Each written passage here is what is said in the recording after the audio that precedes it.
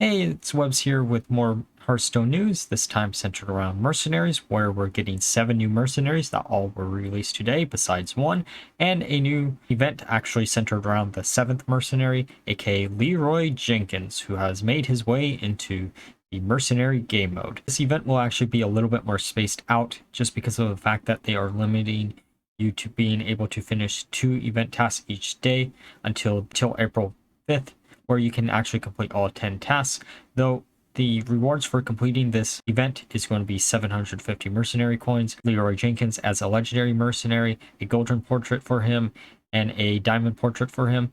And to much my dismay, we are again making the same mistake as the Chi event, where this is going to be an event mainly for the players who are still playing the game, and you're going to be wanting to focus on orcs, humans, dragons, and fighters as ways to actually complete all the tasks within this event. This time around, I think I'm going to try to pay attention to when the tasks are actually data mined for this, so we can actually try to figure out how to beat each individual task and put up a guide myself, though Old Guardian actually did a really good job last time, so who knows, we'll see where it is when I get there and if I have enough time to actually try something like this out. The first new mercenary is, of course, Leeroy Jenkins, which isn't available today, but will be at the end of the event. He is a human with 11 attack and 69 HP. Nice. His first ability is Wild Swing, and at level 5, it has a speed of 7 and makes him gain 8 attack for 2 turns, and then he attacks a random enemy. The next ability is Get Chicken, which at level 5 is a 2 speed ability that makes him gain 10 health and become immune while attacking next turn. And then the final ability he has is Leeroy Jenkins. At level 5 is a speed of 0 ability with a cooldown of 1, and he attacks all enemies, ignoring taunt. All characters act immediately in a random order, which is actually incredibly funny and does counter some of the synergy that a lot of people are running in a lot of different builds, since you can't actually force the synergy to actually happen on the turn you actually use this, which could be the reason why a lot of people will want to run him in some type of build. It really just depends. We'll see. His equipment is Even Bigger Sword, which makes Wild Swing grant an additional 8 attack. Heals at level 4 gives 8 HP to this merc whenever another one of your characters restores health. And then the last one is Ninja Looting, which has the passive of gain 6 attack whenever an enemy dies. So the one that I think will probably be used the most is the second equipment, just because of the fact that this will make him a lot more tanky and fit right at home in a wholly human build if you really wanted to fit him in that. Though there is a lot of potential for the other 2 equipments too. But I think the real potential behind Leeroy Jenkins is going to be his final ability that has a speed of 0 and a cooldown of 1 as just a incredible way to try to cheat out some synergy that your opponent might be trying to use on an individual turn. It's a really good mercenary to try to mess with your opponent's head. The second mercenary that got released today is Vanndar Stormpike. This is one that I expected to actually see when Alterac Valley released, but I guess we're getting him now. He is a dwarf with 13 attack and 83 HP at maxed. His abilities are Thunderstrike at level 5, which is a nature ability with a speed of 7, attack an enemy. If they survive, deal 6 damage to them and adjacent enemies. Their next ability is 1 speed slower. The slow on this ability is interesting, especially because it is a slower ability to actually use. It does have some synergy in nature-based builds, which is kind of weird to actually say. I didn't expect a mercenary that I would expect to be a warrior to have some nature synergy, but it is what it is. The second ability is Push Forward, which is a speed of 6, and friendly characters with taunt gain 5 attack and attack an enemy. I think this is really cool for a taunt-based team, though it really depends on how many taunt-based mercenaries you can put on one team, where you're going to want them all to attack at once. Though it could be a really cool idea to use this with Nowzao and maybe Cornelius as ways to just put up a bunch of taunts on one turn and then make all your mercenaries attack one individual merc twice that turn, which should be a really cool idea. His equipments are Unstoppable Force at level 4. It gives him plus 6 attack and he can't be frozen. The Unmovable Object, which gives him 7 health and taunt, which actually makes him synergize pretty well with the second ability. And the last one is Avatar of Stormpike, which causes his avatar to restore 15 HP to friendly dwarfs. There aren't enough dwarfs for this equipment to matter, but is an equipment to look out for in the future.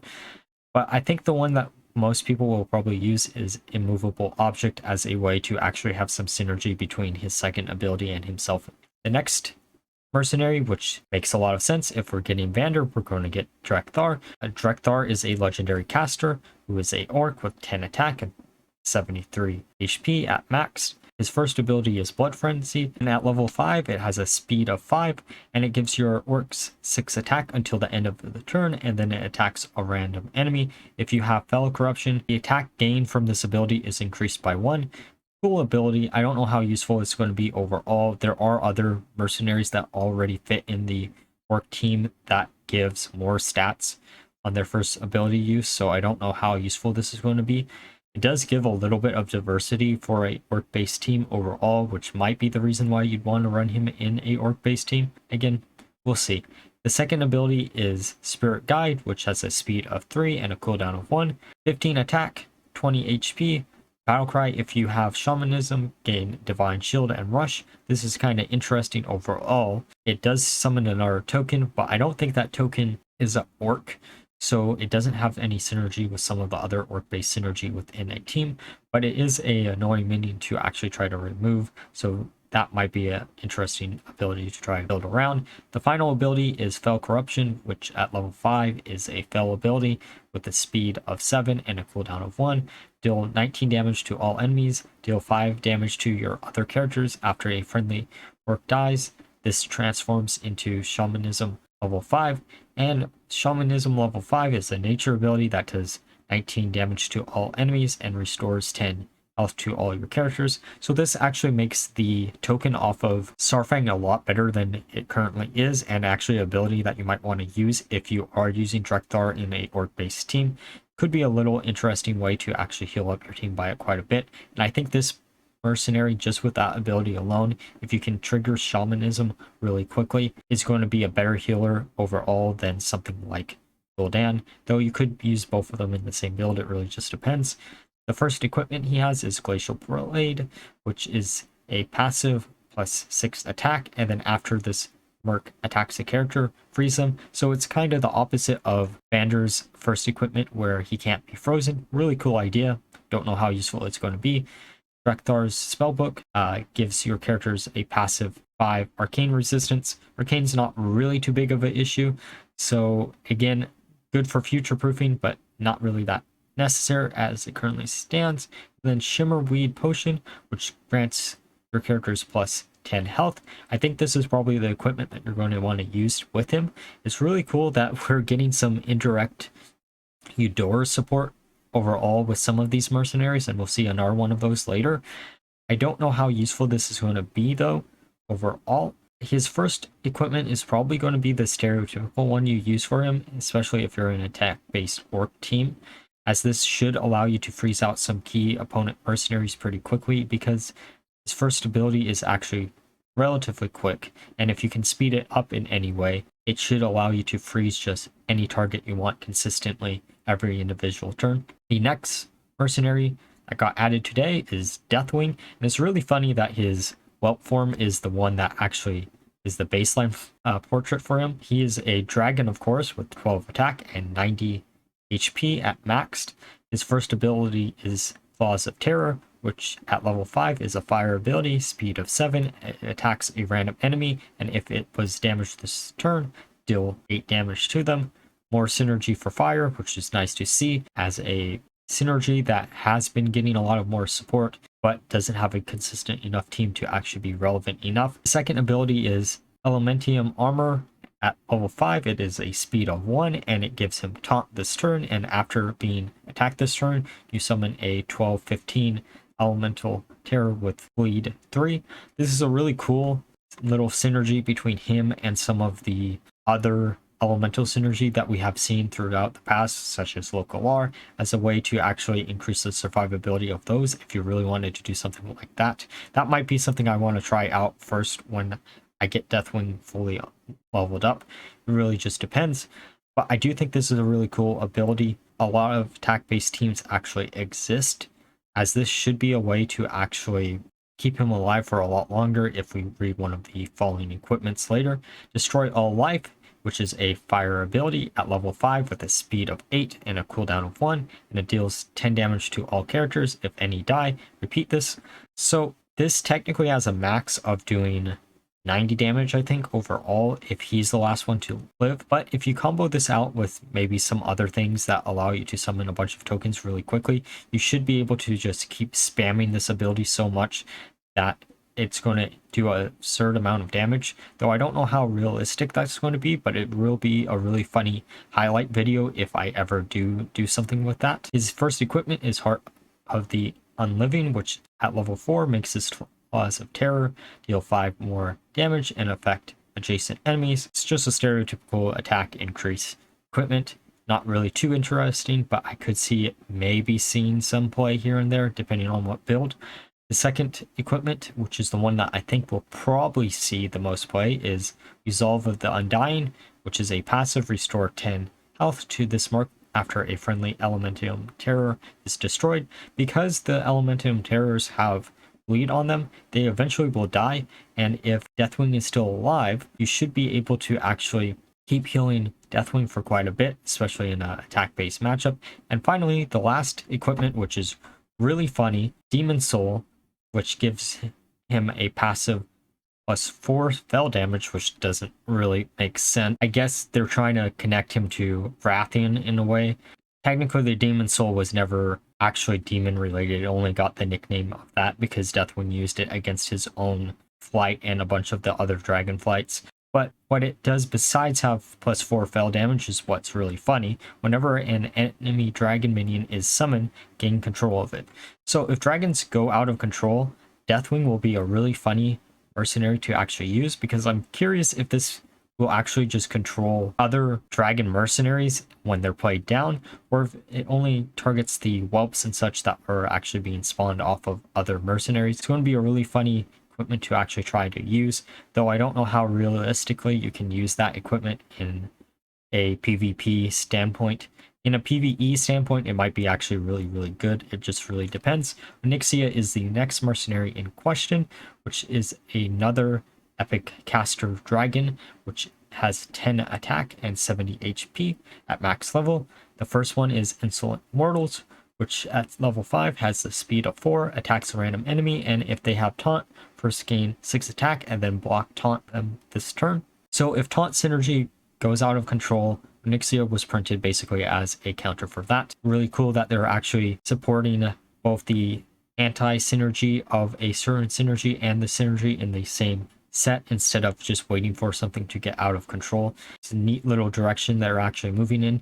The next ability is Deep Breath, that at level 5 has a speed of 5 and a cooldown of 1. Restore 15 health to this merc. Next turn, gain that much fire damage for 1 turn. So this is probably the ability that's going to be really insane, especially if your opponent can't kill Onyxia in 1 turn, and it's an easy way to actually scale fire damage, especially because she also can attack on the first turn. So if you attack into something with 15 HP, your next turn you're instantly going to be able to heal for 15, and if she can live through that turn through, I'm assuming you use her in combination with Sinestra, then you're going to have a lot of fire damage on the following up turn, which is going to be a really impactful turn if you can actually manage to do the entire combo. It really just depends on how tanky she ends up being and if she becomes a hard target. Her final ability is Cleanse the Nest, which is another fire ability with a speed of 8 and a cooldown of 1.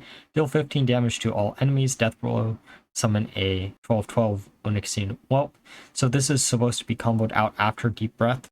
You don't technically need any other fire-based mercenary to make Deep Breath actually really good, but I do think this will probably see some play maybe in a fire-based team instead of a dragon-based team. It really just depends in the long run. Her first equipment is Razor Sharp Claws, which makes her gain additional attack with her first ability. Again, stereotypical attack-based equipment. Deeper Breath, which at level 4 restores 5 more health and is 1 speed slower. This is probably going to help her survivability by a little bit more. And finally, the last one is Broodmother's Rage, which is a fire equipment that whenever another friendly dragon is destroyed, deals 7 damage to all enemies. This is probably the equipment that you're going to want to use her with, especially because if there are a bunch of ways to summon a bunch of whelps, other dragons such as Rune, you should be able to actually get a bunch of damage out pretty quickly, especially if you combo this out with a deeper breath and other ways to actually scale the fire damage.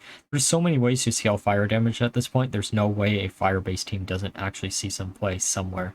The next mercenary in question is Nefarian. The rest of the family is here, so why not include Nefarian? He is a rare fighter dragon, 15 attack and 75 maximum stats, with the first ability of Draconic Rush, which is a speed of 6, attack an enemy, summon a 12/12 dragon, which also attacks them. This is going to be really insane with Onyxia. Between these two mercenaries and maybe Rune, you should have a really decent enough team to actually do a bunch of damage consistently, especially because that first ability doesn't have a CD, and probably you're just going to want to spam that as much as humanly possible. Chromatic Infusion, which at level 5 is a shadow ability with the cooldown of 3. Choose a friendly dragon. They steal 5 attack from each other dragon and restore that much health. So this is a nice way to actually increase the survivability of all the dragons.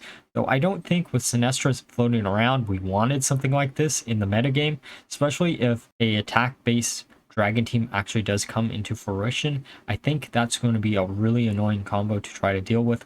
Though it is kind of cool to see all the Black Dragon family reunited in a Hearthstone game mode for once. And his final ability is Shadow Flame, which is also a shadow ability. And at level 5 has a speed of 7, a cooldown of 1, and then each of your dragons deal 15 damage to the characters opposing to them. A little bit of a twist on the stereotypical for each X that you have deal X amount of damage to whatever target you're doing. Kind of cool to see. It makes a lot of sense that we were going to see something like this eventually for dragons. And the final mercenary revealed today is Kazakus, the Golem Shaper. He's a rare caster who is a troll but turns into a dragon, much like Rathian does. He has 10 attack and 75 HP at max. His first ability is Shadow Claws, and at level 5 it is a shadow ability, speed of 6, deal 6 damage to a random enemy, repeat for each of your golems destroyed this game. Build a golem, level 5 is a shadow ability, speed 4, choose a golem, summon it. Barter, at level 5 summons a 2020 superior golem with taunt. Better, at level 5 summons 2 8/8 greater golems with divine shield. Faster, summon 3 6/6 lesser golems with rush. So can't really talk about the first ability without talking about the second ability. If you were to use him in a shadow-based team with Vol'jin and some of the other shadow-based synergy where you can scale up shadow damage as much as humanly possible, Faster is probably the best choice for you. But overall, I think Better is probably going to be the best choice to actually use, as it does allow you to summon 2 golems that are going to be a little bit annoying for your opponent to actually deal with. Though the taunt is actually pretty good if you are in a matchup where your opponent is actually attacking with a bunch of mercenaries. It really just depends. I do think this is pretty cool to actually see some more shadow synergy that could be easily used in some of the existing shadow teams. Though I don't know how useful he's going to be overall because he is another caster for those teams, and those teams already lack diversity, so why add another caster to something like that? His last ability is True Form, which is a shadow ability that has the speed of 8, become a dragon, destroy your golems and gain their stats, and then it transforms into Reshape 5, which is a shadow ability again, and has a speed of 6, and it attacks an enemy, and then Death Blow, recreate them as a golem with 14 health.